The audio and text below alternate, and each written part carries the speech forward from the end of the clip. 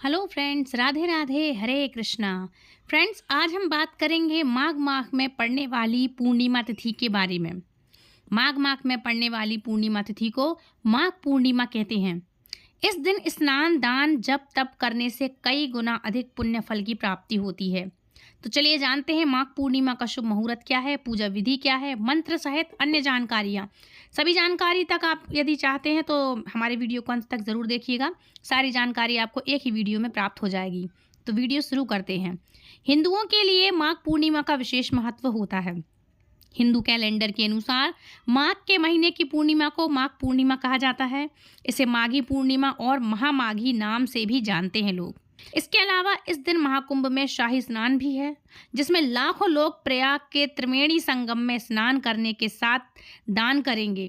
मान्यता यह है कि इस दिन स्नान करने के साथ साथ दान करने से 31 गुना अधिक पुण्य फल की प्राप्ति होती है। तो आइए जानते हैं माघ पूर्णिमा का शुभ मुहूर्त क्या है, पूजा विधि, मंत्र, सब कुछ बताऊंगी आपको, मंत्र, दान सहित अन्य जानकारी। तो सबसे पहले हम बात करेंगे माघ पूर्णिमा के शुभ मुहूर्त के बारे में। तो हिंदू पंचांग के अनुसार माघ मास की पूर्णिमा तिथि 11 फरवरी को शाम को 6:55 पर शुरू होगी, जो कि 12 फरवरी को शाम को 7:22 पर होगी। उदया तिथि के अनुसार माघ मास की पूर्णिमा का व्रत 12 फरवरी 2025 को मनाएंगे हम, और इस दिन इसका मुहूर्त रहेगा 12 फरवरी को सुबह 5:19 से जो शुरू होगा 6:10 तक। माघ पूर्णिमा की विधि क्या है? तो माघ पूर्णिमा का विशेष महत्व है कि इस दिन दान, स्नान के साथ साथ माँ लक्ष्मी के अलावा भगवान विष्णु सहित हनुमान जी और देवी पार्वती, भगवान बृहस्पति की पूजा करने के साथ चंद्रमा को अर्घ्य देने का भी विधान आता है। मतलब लक्ष्मी जी कौन है? विष्णु प्रिया लक्ष्मी, और लक्ष्मी को कौन नहीं चाहता। तो भगवान विष्णु प्रिया लक्ष्मी की भी प्रार्थना करेंगे, हम पूजा अर्चन करेंगे। चंद्रदेव को अर्घ्य हम देते ही हैं, और इसीलिए ये बहुत ही फलदायी, मंगलकारी दिन बन जाता है। साथ ही साथ हम हनुमान जी की इस दिन उपासना करेंगे, क्योंकि दिन हनुमान जी का है। तो इस तरह से विधि विधान से भगवान चंद्र को अर्घ्य देते हुए सूर्य देव से पहले उठेंगे हम, और लास्ट तक अर्घ्य देकर सभी कर्मों से निवृत्त होंगे। तो शुरुआत करेंगे, सबसे पहले जब हम उठेंगे तो सूर्योदय से पहले उठ करके सभी कर्मों से निवृत्त होकर स्नान कर लें। अगर आप किसी कारणवश पवित्र नदी में नहीं जा पा रहे हैं तो घर में ही स्नान के पानी में थोड़ा सा गंगा जल डाल करके स्नान कर सकते हैं। मैं आपको हर वीडियो में बताती हूँ।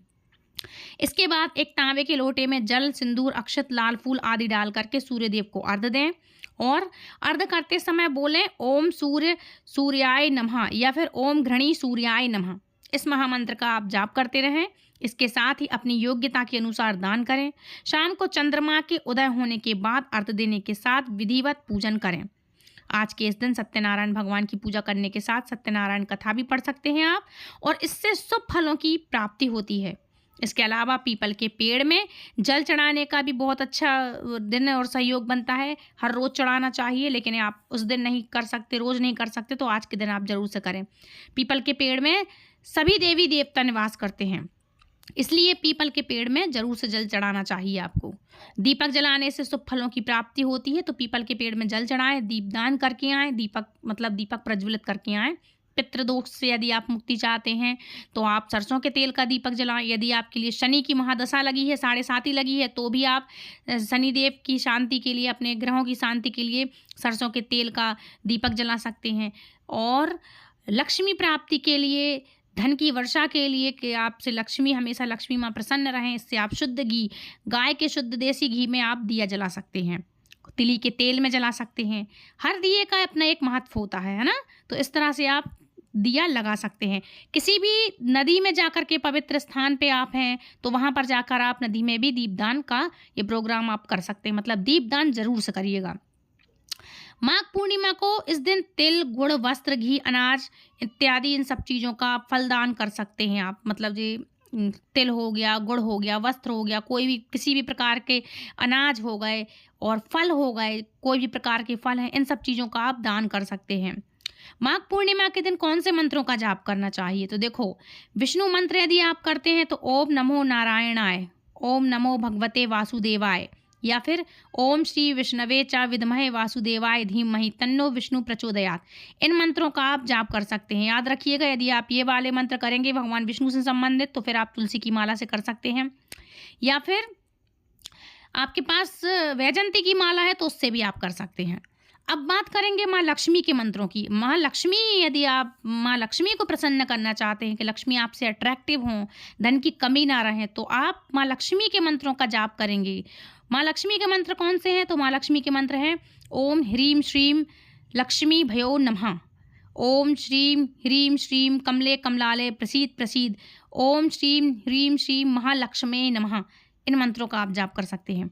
श्री लक्ष्मे च विद्महे विष्णु तन्नो प्रचोदयात धीमहि तन्नो लक्ष्मी प्रचोदयात। इन सब मंत्रों का आप जाप कर सकती हैं। कुछ नहीं आता तो लक्ष्मी माता की जय, लक्ष्मी माता की जय। तो इस तरह से आप माँ के मंत्रों का जाप कर सकते हैं। याद रखिएगा, यदि लक्ष्मी माँ के आप मंत्रों का जाप करते हैं तो तुलसी की माला को रख सकते हैं आप, नहीं तो आपके पास स्फटिक की माला होगी जो सफ़ेद कलर के कांच के जैसी दिखती है, लक्ष्मी पूजा के टाइम आप लेके आते हैं, तो स्फटिक की माला से भी आप जाप कर सकते हैं। तुलसी की माला से कर सकते हैं, स्फटिक की माला से कर सकते हैं। महालक्ष्मी के मंत्रों का आप जाप कर सकते हैं। ये बहुत ही अच्छा होता है, फलदायी भी होता है। इससे क्या है, लक्ष्मी माता बड़ी अट्रैक्टिव होती हैं। आज के दिन यदि आप हवन करते हैं तो हवन में अगर आप गूगल होता है ना, जो गूगल का यदि आप धूप दिखाएंगे पूरे घर में, इससे भी माँ लक्ष्मी बड़ी अट्रैक्टिव होती हैं, आपके घर में आती हैं। हमेशा साफ सफाई रखें घर में, जिससे माँ लक्ष्मी का वास होता है। कहीं भी गंदगी ना रखें, बाहर जूते चप्पल ना रखें। घर के मेन डोर पर, मुख्य द्वार पर आप बंदरवार जरूर लगाएं। पूर्णिमा के दिन है, बड़ी बड़ी तिथियाँ होती हैं, एकादशी है, पूर्णिमा है, इस तरह से आप बड़ी बड़ी तिथियों पे नए नए बंदरवार लगा सकते हैं। पुराना वाला हटा दें, नया लगाएं। गूगल की धूप दिखाएं पूरे घर में, इससे माँ लक्ष्मी बड़ी प्रसन्न होती हैं।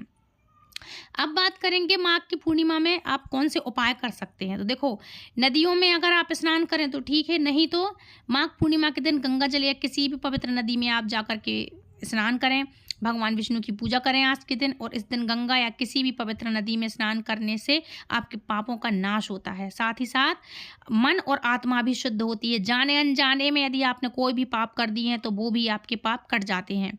माँ लक्ष्मी और भगवान विष्णु की जल्दी उठ करके आपको पूजन करनी चाहिए। ऐसा करने से भगवान घर में कभी भी धन की कमी नहीं होने देते हैं। आपके परिवार पर ईश्वर का आशीर्वाद सदैव बना रहता है। इसके साथ ही दूसरा उपाय ये है कि पीपल की पूजा आज के दिन आपको जरूर करना चाहिए। माघ पूर्णिमा के दिन पीपल के पेड़ की पूजा करना काफ़ी शुभ माना जाता है, और पीपल के पेड़ में भगवान विष्णु का निवास माना जाता है। इसलिए माघ पूर्णिमा के दिन पीपल के पेड़ पर दूध मिश्रित जल जरूर से चढ़ाएं। और दूध में मतलब आप जल में दूध थोड़ा सा डाल लें और फिर इसमें आप जल जरूर चढ़ाएं। साथ ही साथ घी का दीपक अवश्य लगा करके आइएगा। इससे भगवान विष्णु माँ लक्ष्मी की कृपा आपके घर पर सदैव बनी रहेगी। अब बात करेंगे माघी पूर्णिमा पर कथा कौन सी आती है। तो चलिए आप कथा शुरू करेंगे। ध्यान रखिएगा, कोई भी व्रत आप करते हैं तो उसका सुबह से आप संकल्प जरूर करें। संकल्प के बिना आपकी कोई भी कथा है, पूजा है, व्रत है, तब कुछ भी आपका ये आधा रहेगा। और कथा ये नहीं है कि आप व्रत कर रहे हैं, जो भी जैसा भी है, कहीं भी किसी भी टाइम आप कथा सुन सकते हैं। हमारे चैनल को सब्सक्राइब कर लें ताकि आने वाली हर एक वीडियो की नोटिफिकेशन सबसे पहले आप तक पहुंचे। हमारे चैनल पर हर एक व्रत की पौराणिक कथाएं अवेलेबल हैं, तो आप जाएं और सुन सकते हैं। इसके साथ ही साथ अपने जीवन में भगवान नारायण का आशीर्वाद पाने के लिए वीडियो को लाइक करके कमेंट बॉक्स में नारायण भगवान की जय जरूर लिख दीजिएगा, ठीक है। तो शुरू करते हैं। प्राचीन समय की बात है, काशी नगरी में दयानिधि नामक एक निर्धन ब्राह्मण रहता था। वह अत्यंत धार्मिक, पवित्र का पतिव्रता था और सदैव भगवान भक्ति में लीन रहता था। परंतु निर्धनता के कारण वह भोजन भी बड़ी कठिनाई से जुटा पाता था। फिर भी वह ईश्वर की महिमा पर अटूट विश्वास रखता था और माघ मास में गंगा स्नान और दान पुण्य का विशेष रूप से पालन किया करता था। एक दिन दयानिधि बहुत ही चिंतित था। उसने सोचा कि इस बार माघ पूर्णिमा आ रही है, किंतु मेरे पास तो दान करने के लिए कुछ भी नहीं है। आखिर मैं क्या करूं? उसी रात उसे एक दिव्य स्वप्न आया।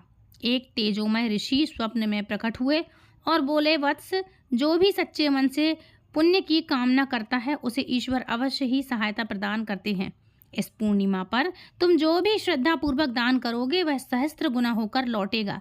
सुबह होते ही दयानिधि ने अपने घर में देखा तो उसे आंगन में कुछ मुट्ठी भर अनाज और पुराने वस्त्र मिले। उसने सोचा यही मेरी श्रद्धा की परीक्षा है। वह गंगा तट पर आया, स्नान किया और वहाँ एक भूखे साधु को अपना अन्न और धुले हुए वस्त्र दान कर दिए। जैसे ही उसने यह दान किया, उस साधु का स्वरूप अचानक बदल गया। वह स्वयं भगवान विष्णु थे। उन्होंने प्रसन्न होकर वहां से ब्राह्मण से कहा कि तुमने अपनी श्रद्धा और निष्काम भाव से जो भी कुछ भी मुझे दान में दिया है, वह मुझे प्रिय लगा। अब मैं तुम्हें वरदान देता हूँ कि तुम्हारे घर में कभी भी अन्न धन की कमी नहीं होगी। तुम्हारे कुल में आने वाली पीढ़ियां भी धर्म का पालन करेंगी। जैसे ही भगवान अंतर्ध्यान उदत हुए मतलब दयानिधि ब्राह्मण के घर में अपार संपत्ति का भंडार प्रकट हो गया। वह केवल धनिक ही नहीं बल्कि धर्म और सेवा में भी अग्रणी बन गया। तो इस कथा से हम सभी को यह शिक्षा मिलती है कि माघ पूर्णिमा का स्नान और दान केवल लौकिक लाभ को नहीं है बल्कि आध्यात्मिक उन्नति भी प्रदान करता है। सच्चे मन से किया गया पुण्य कर्म भगवान को समर्पित हो जाता है और जीवन में सुख समृद्धि भी लाता है। अब बात करेंगे दूसरी कथा के बारे में। नंदगांव में चंद्रमा की शीतल किरणें चारों ओर चारों लोक में फैल रही थीं। गोकुलवासियों के आंगन में दीपों का मृदु ज्योति झिलमिला रही थी। नंद भवन में मैया यशोदा अपनी गोद में नन्हे कान्हा को सुलाने का प्रयास कर रही थी, किंतु बाल गोपाल की चंचल आंखों में नींद ही नहीं आ रही थी। माँ, क्या तुम जानती हो कि माघ पूर्णिमा का कितना बड़ा महात्म्य है? श्री कृष्ण ने अपने मधुर स्वर में कहा। तब मैया यशोदा स्नेह भरी दृष्टि से अपने लल्ला को निहारते हुए मुस्कुराई। लल्ला, तू ही तो सब जानता है, सो तू ही मुझे बता, इस पावन तिथि का क्या रहस्य है? क्या है ये तिथि? तब श्री कृष्ण ने मंद मंद मुस्कान के साथ अपनी मोहक वंशी के साथ खेलते हुए कहा, माँ, यह कथा सुनने से समस्त पाप नष्ट हो जाते हैं, जीवन में सुख समृद्धि आती है और अंत में परम धाम की प्राप्ति होती है। आओ मैया, मैं तुम्हें एक दिव्य कथा सुनाऊं जो माघ पूर्णिमा के पुण्य का प्रमाण है। तब यशोदा मैया ने प्रेम पूर्वक अपने कान्हा को गोद में बिठाया और फिर श्री कृष्ण ने अपनी मधुर वाणी में उस दिव्य कथा का आरंभ किया। सौभाग्य की प्राप्ति के लिए स्त्रियों को 32 पूर्णमासियों का व्रत करना चाहिए। इस व्रत के करने से स्त्रियों को सौभाग्य संपत्ति मिलती है। यह व्रत अचल सौभाग्य देने वाला और भगवान शिव के प्रति मनुष्य मात्र की भक्ति को बढ़ाने वाला है। तब यशोदा जी कहने लगी कि हे कृष्ण, सबसे पहले इस व्रत को मृत्यु लोक में किसने किया था? इसके विषय में भी तुम मुझे विस्तार पूर्वक बतलाओ। तब श्री कृष्ण कहने लगे, माते, इस भूमंडल पर एक अत्यंत प्रसिद्ध राजा चंद्रहास्य से पालित्य अनेक प्रकार के रत्नों से परिपूर्ण कार्तिक का नाम की एक नगरी थी। वहाँ धनेश्वर नाम का एक ब्राह्मण था और उसकी पत्नी अति सुशीला थी। वह अति सुंदर और रूपवती थी। दोनों ही उस नगरी में बड़े प्रेम से रहा करते थे। घर में धन धान्य आदि की कोई कमी नहीं थी, लेकिन उन्हें एक बड़ा दुख था कि उनकी कोई संतान नहीं थी। इस दुख से वह अत्यंत दुखी रहा करते थे। एक समय एक बड़ा तपस्वी योगी उस नगरी में आया। वह योगी उस ब्राह्मण के घर को छोड़कर अन्य सभी घरों से भिक्षा लाकर भोजन किया करता था। एक दिन वह योगी रूपवती से भिक्षा न लेकर किसी दूसरे के घर में भिक्षा लेकर गंगा किनारे जाकर भिक्षा में मिले अन्न को प्रेम पूर्वक खा रहा था कि धनेश्वर ने योगी का यह कार्य सब कुछ जो कर रहा था कार्य देख लिया और अपनी भिक्षा के अनादर से दुखी होकर धनेश्वर योगी से बोला, हे महात्मा, आप सभी घरों से भिक्षा लेते हैं किंतु मेरे घर की भिक्षा कभी क्यों नहीं लेते? इसका क्या कारण है? तब योगी ने कहा कि निसंतान के घर की भिक्षा या भीख पतितों के अन्न का सामान होता है। जो पतितों का अन्न खाता है वह भी पतित हो जाता है। क्योंकि तुम नहीं जानते, तुम निसंतान हो, इसलिए पतित हो जाने के भय से मैं तुम्हारे घर की भिक्षा नहीं लेता। धनेश्वर यह बात सुनकर अपने मन में बहुत दुखी हुआ और हाथ जोड़कर योगी के पैरों में गिर पड़ा और विनीत स्वर से कहने लगा, हे महात्मा, अगर आप ऐसा कहते हैं तो आप ही मुझे पुत्र प्राप्ति का कोई उपाय बतलाइए। आप तो सब कुछ जानने वाले हो और आप सब जानते हो। मुझ पर यह अवश्य ही कृपा कीजिए। धन की मेरे घर में कोई भी कमी नहीं है, किंतु कोई पुत्र न होने के कारण मैं अत्यंत दुखी हूँ। आप मेरे इस दुख को दूर करें। यह सुनकर योगी कहने लगे, हे ब्राह्मण, तुम देवी चंडी की आराधना करो फिर घर आकर उसने अपनी पत्नी से सारा वृतांत कहा और खुद तपस्या करने के लिए वन में चला गया। वन में जाकर उसने देवी चंडी की उपासना की और उपवास किया। चंडी देवी ने उसको स्वप्न में दर्शन दिए और कहा, हे धनेश्वर, जा तेरे यहाँ पुत्र होगा, परंतु वह 16 वर्ष की आयु में ही मृत्यु को प्राप्त हो जाएगा। अगर तुम दोनों पति पत्नी 32 पुण्यमासियों का व्रत कर लो, मतलब पूर्णमासियों का व्रत कर लो, विधि पूर्वक करोगे तो वह शीघ्र हो जाएगा। इतनी हमारे सामर्थ्य, जितने तुम्हारे सामर्थ्य हो उतना आप कर लेना। तो उसने किया। जितने हमारे सामर्थ्य हो आटे के उतने ही दीपक बना करके शिव जी का पूजन करना, किंतु पूर्णमासी को 32 संख्या की पूरी होनी चाहिए। प्रातः काल होने पर इस स्थान के पास ही तुम्हें आम का एक वृक्ष दिखाई देगा। उस पर चढ़कर तुम एक फल तोड़ ले आना और जल्दी अपने घर चले जाना। अपनी पत्नी से सारा वृतांत कहना और ऋतु स्नान के बाद वह स्वच्छ होकर के श्री शंकर जी का ध्यान करके उस फल को खा लेगी। तब शंकर भगवान की कृपा से उसको गर्भ ठहर जाएगा।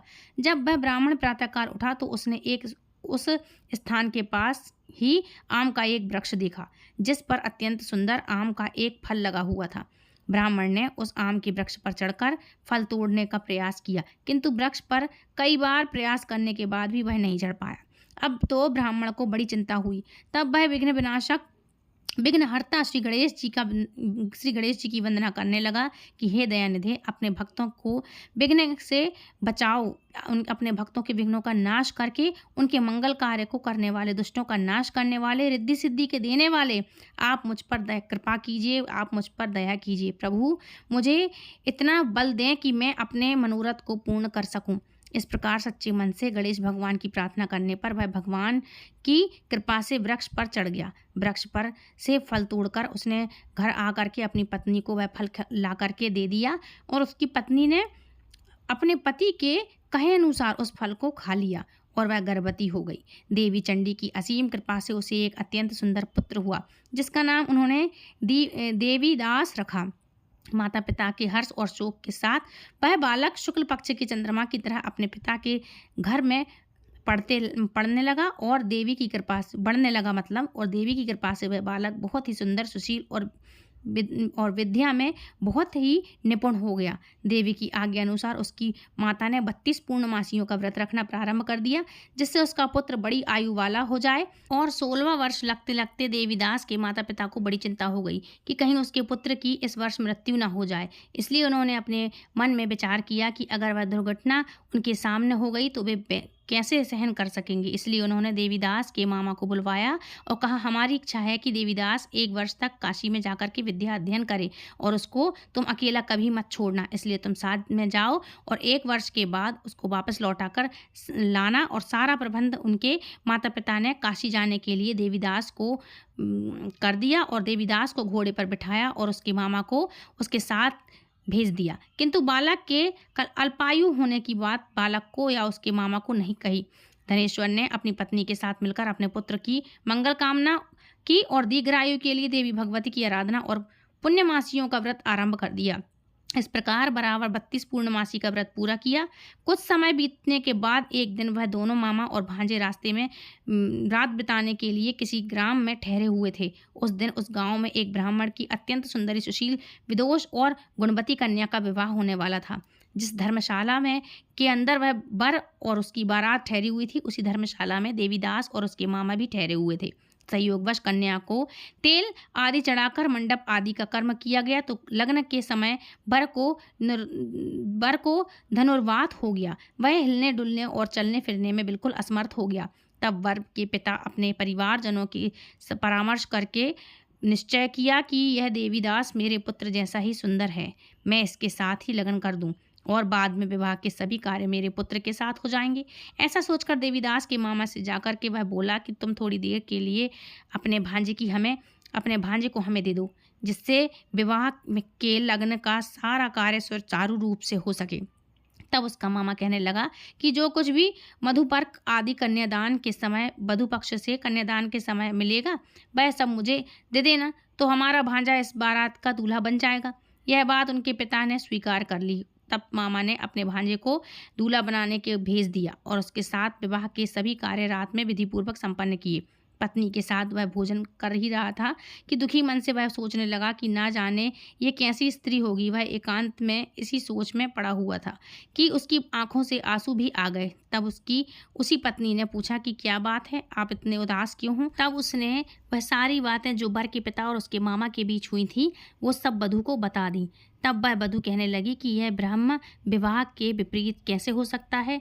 देव, ब्राह्मण और अग्नि के सामने मैंने आपको ही अपना पति बनाया है, इसलिए आप ही मेरे पति हैं। मैं आपकी ही पत्नी रहूंगी, किसी अन्य की बिल्कुल नहीं। तब देवीदास ने कहा कि ऐसा मत करो, क्योंकि मेरी आयु बहुत थोड़ी है। मेरे मरने के बाद तुम्हारी क्या गति होगी, इस बात को अच्छी तरह सोच लो। परंतु वह वधू दृढ़ विचार वाली थी, बोली कि जो आपकी गति होगी वही मेरी भी होगी।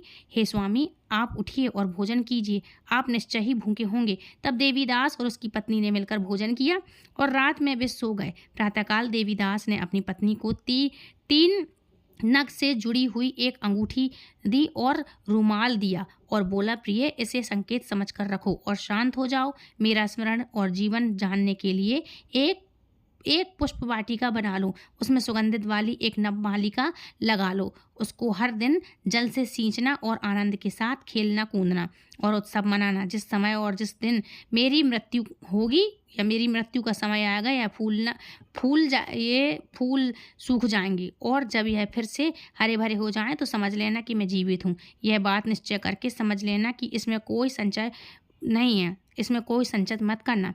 ऐसा समझा बुझाकर वह वहाँ से प्रातःकाल होते ही वहाँ पर गाजे बाजे बजने लगे और जिस समय विवाह के कार्य समाप्त करने के लिए वर तथा सब बाराती मंडप में आए तो कन्या ने वर को भली प्रकार से देखकर अपने पिता से कहा कि यह मेरा पति नहीं है, मेरे पति वही हैं जिनके साथ रात में मेरा विवाह हुआ था। इसके साथ तो मेरा विवाह ही नहीं हुआ। अगर यह वही है तो बताइए कि मैंने इसको क्या दिया था और रात में हमारे बीच क्या गुप्त बातें हुई थी। बोझ वह सब बताई। उसने अपने पिता के कहे अनुसार वर को बुलवाया। कन्या की सारी बातें सुनकर वह कहने लगा कि मैं कुछ नहीं जानता। इसके बाद वह लज्जित होकर अपना समूह लेकर चला गया और सारी बारात भी वापस अपमानित होकर चली गई, वहां से लौट गई। भगवान श्री कृष्ण कहने लगे कि हे माते, इस प्रकार देवीदास काशी विद्या पढ़ने को चला गया और जब वह समय बीत गया तो काल से प्रेरित होकर एक सांप रात के समय उसको डसने के लिए वहां पर आया। उस बिस्तर के प्रभाव से उसके बिस्तर के चारों ओर विष की ज्वाला से घर बिस्तर जहरीला हो गया, परंतु व्रत राज के प्रभाव से उसको सांप काट नहीं पाया। उसके व्रत के प्रभाव से, क्योंकि उसकी माँ व्रत रखती थी, क्योंकि पहले ही उसकी माँ ने 32 पूर्णमासी का व्रत रखा था। इसके बाद मध्याह्न के समय स्वयं का वहाँ पर काल आया, उसके शरीर से उसके प्राणों को निकालने का प्रयास करने लगा, जिससे वह मूर्छित होकर धरती पर गिर पड़ा। भगवान की कृपा से उसी समय देवी पार्वती जी के साथ श्री शंकर जी भी वहाँ पर आ गए और मूर्छित दशा में देखकर पार्वती जी ने भगवान से प्रार्थना की कि हे प्रभु, इस बालक की माता पहले ही 32 पूर्णमासी का व्रत कर चुकी है, जिसके प्रभाव से हे भगवान आप इसको प्राण दान दे दीजिए। देवी के कहे अनुसार भक्तवत्सल भगवान ने उस बालक को प्राण दान दे दिया। इस व्रत के प्रभाव से काल को भी पीछे हटना पड़ा और देवीदास स्वस्थ होकर उठकर बैठ गया। उधर उसकी पत्नी उसके काल की प्रतीक्षा किया करती थी। एक दिन उसने देखा कि उस पुष्प वाटिका में पत्र पुष्प कुछ भी नहीं रहे, सब कुछ सूखकर नष्ट हो गए हैं। तो उसे बड़ा आश्चर्य हुआ, किंतु कुछ ही क्षण में वह सब वाटिका पहले की तरह हरी भरी हो गई। तब वह समझ गई कि उसके पति पुनर्जीवित हो गए हैं। यह देखकर वह बहुत प्रसन्न होकर अपने पिता से कहने लगी, पिताजी, मेरे पति जीवित हैं, आप उनको ढूंढिए। जब 1.25 वर्ष बीत गया तो देवीदास भी अपने मामा के साथ काशी में वापस अपने घर के लिए चल पड़ा। इधर उसके ससुर उसको ढूंढने के लिए घर से जाने ही वाले थे कि वह दोनों मामा भांजे वहीं पर आ गए। उसको आया देखकर उसका ससुर बड़ी प्रसन्नता के साथ उसने अपने घर में ले गया उसको, और सम्मान के साथ उस नगर में निवासी भी इकट्ठा हो गए। सभी नगरवासी सम्मान के साथ उसको लेकर आए और इकट्ठा हो गए। फिर सबने निश्चय किया कि अवश्य ही इस बालक के साथ ही इसी कन्या का विवाह हुआ था।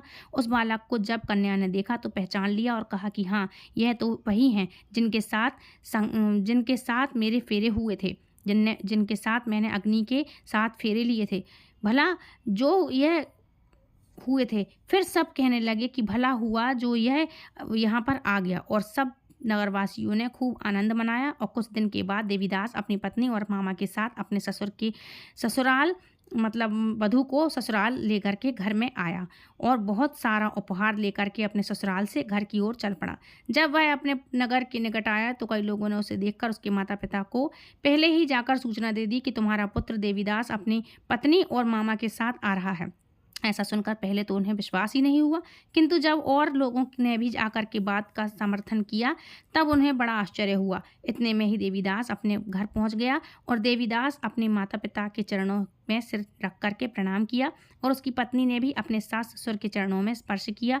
तो माता पिता ने पुत्र और पुत्र वधू को अपने हृदय से लगा लिया और सबकी आंखों से आंसू निकलने लगे और अपने पुत्र और पुत्र वधू के आने की खुशी में धनेश्वर ने बड़ा भारी उत्सव किया और ब्राह्मणों को भी बहुत सारा धन दिया, दक्षिणा देकर उनको प्रसन्न किया। भगवान कृष्ण कहने लगे, माता, इस प्रकार धनेश्वर 32 पूर्णमासियों के व्रत के प्रभाव से पुत्रवान हो गया। जो भी स्त्रियां इस व्रत को करती हैं वे जन्म जन्मांतर में भी विधवा नहीं होती, कभी दुख नहीं उठाती, भगवती और सदैव सौभाग्य प्रदान करती हैं देवी भगवती। और यह मेरा वचन है कि इसमें कोई संदेह नहीं है। व्रत पुत्रों की रक्षा के लिए देने वाला तथा संपूर्ण कामनाओं को देने वाला है। संपूर्ण 32 मारवासियों की व्रत से वृद्धि होती है और समस्त इच्छाएं पूरी होती हैं। बोलो पूर्णिमा मैया की जय, भगवान श्रीमन नारायण की जय। तो फ्रेंड्स, ये थी आज की कथा। आई होप आज की कथा आपको पसंद आई होगी। यदि पसंद आई है तो प्लीज़ वीडियो को लाइक शेयर कमेंट करें, चैनल सब्सक्राइब करें और यदि चैनल पर नए हैं तो बेल आइकन को ऑल पे प्रेस करें ताकि आने वाली हर एक वीडियो की नोटिफिकेशन सबसे पहले आप तक पहुँचे। तो फ्रेंड्स, मिलती हूँ नेक्स्ट वीडियो में, तब तक के लिए राधे राधे, हरे कृष्णा, हरि बोल।